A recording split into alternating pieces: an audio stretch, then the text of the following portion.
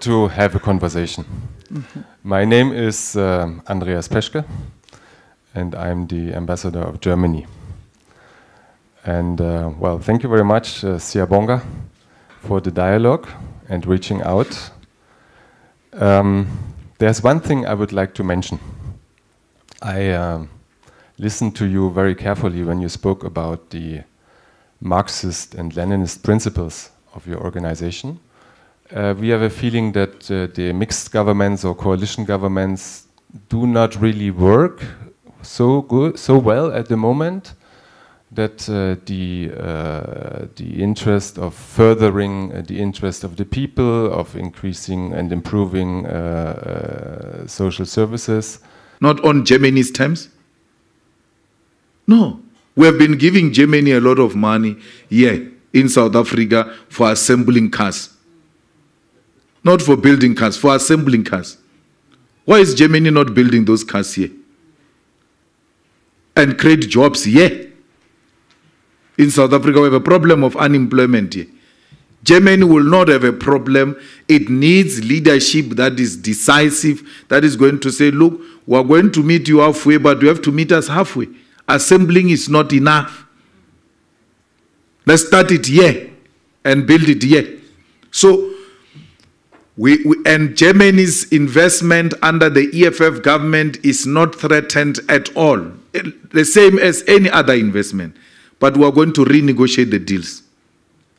And they must be to the interest of Africans. Botswana did it now, where the BS just wanted to change a diamond deal, and all of Botswana said it's not going to happen. You are going to trade here and do diamond here on our terms. Botswana screamed, DBS screamed, kicked, did all manner of things. If this thing is not signed by when we leave, they said you can go. But yeah, we are going to sign the deal on our terms. DBS went back and signed.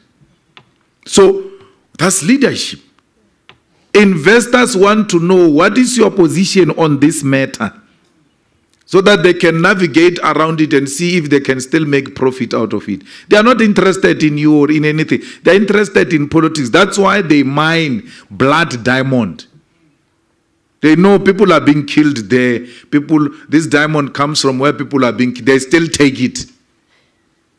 Why do they want to behave like a holy cows and want to punish people for political ideas, yet they don't punish people who are killing each other for diamonds? They go there and still buy blood diamonds. So be clear, then they will come and invest. Even on the land question, we've got special development zones, economic zones here in South Africa, where multinational companies have invested a lot of money on the land they don't own. It's owned by the state.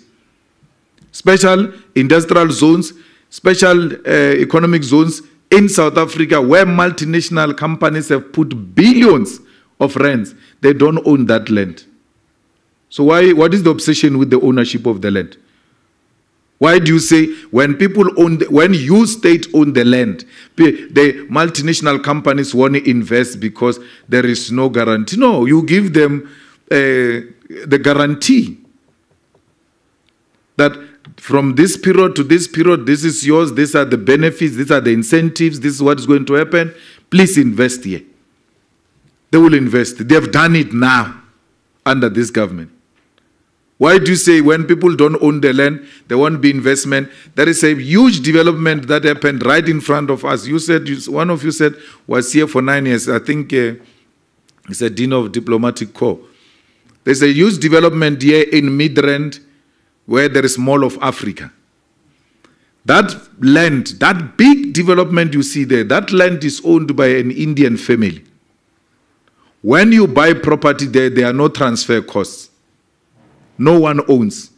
They are on a lease of 100 years, those people. Yet they still buy there.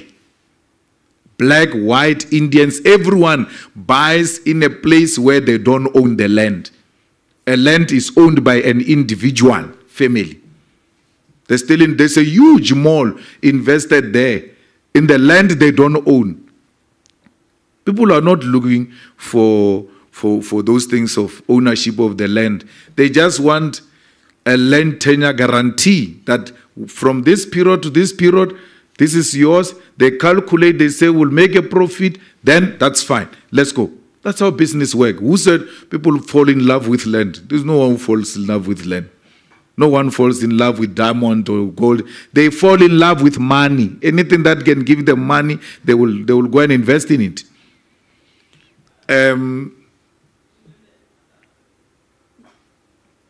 Socialism didn't work in Germany, and you are going to tell us how it failed.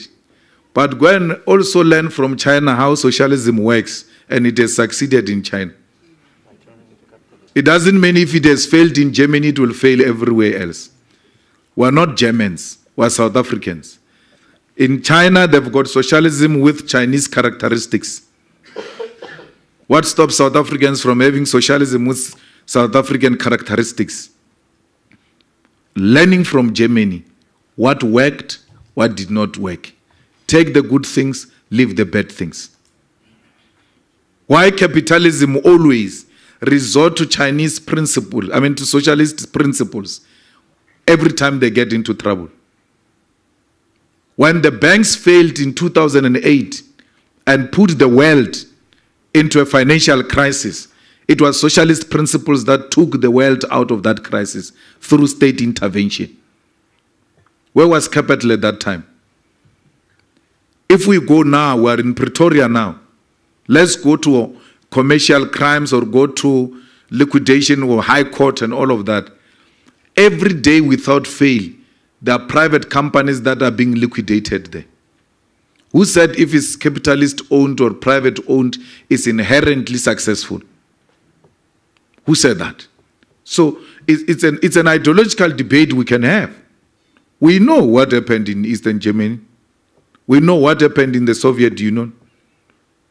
We know what's happening in China. We know what's happening in Cuba.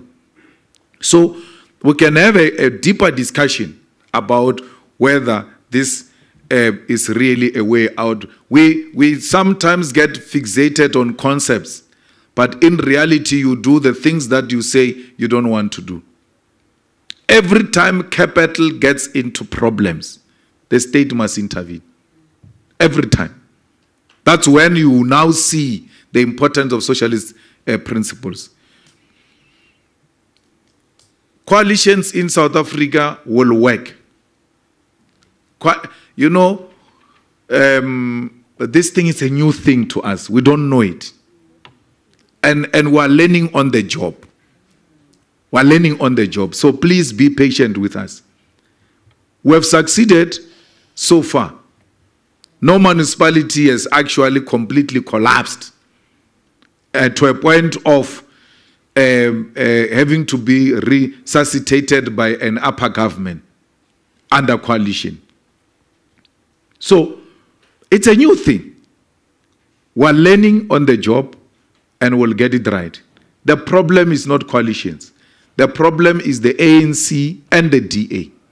They are so used to power.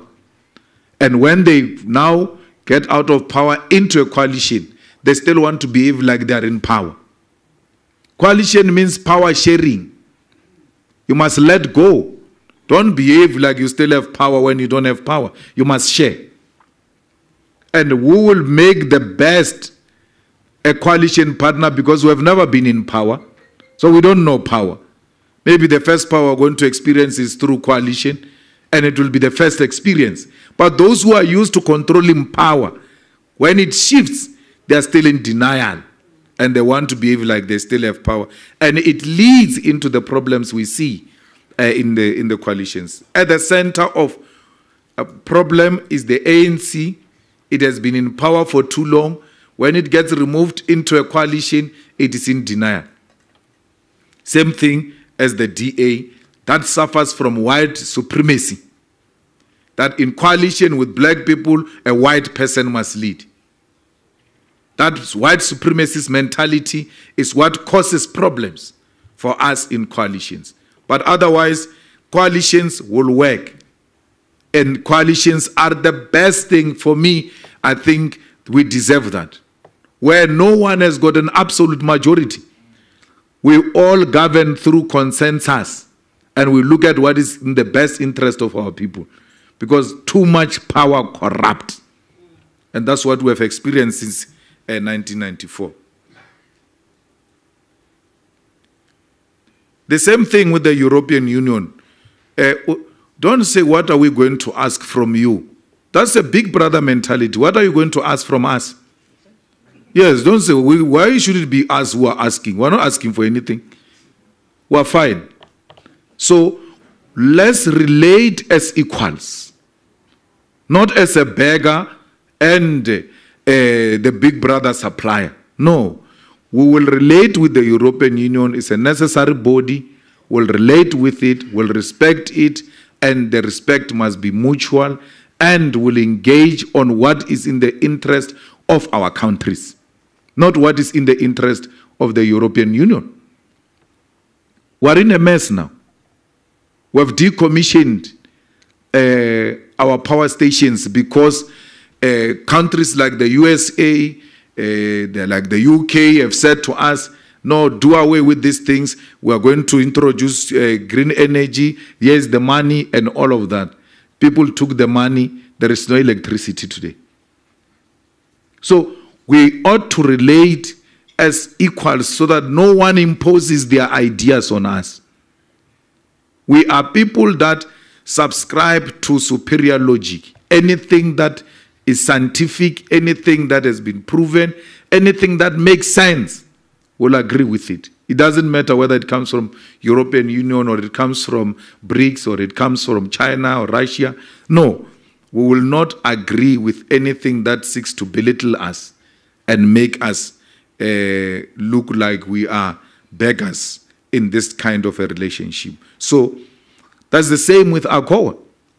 You can't use AGOA to threaten us in terms of our sovereignty and our foreign policy.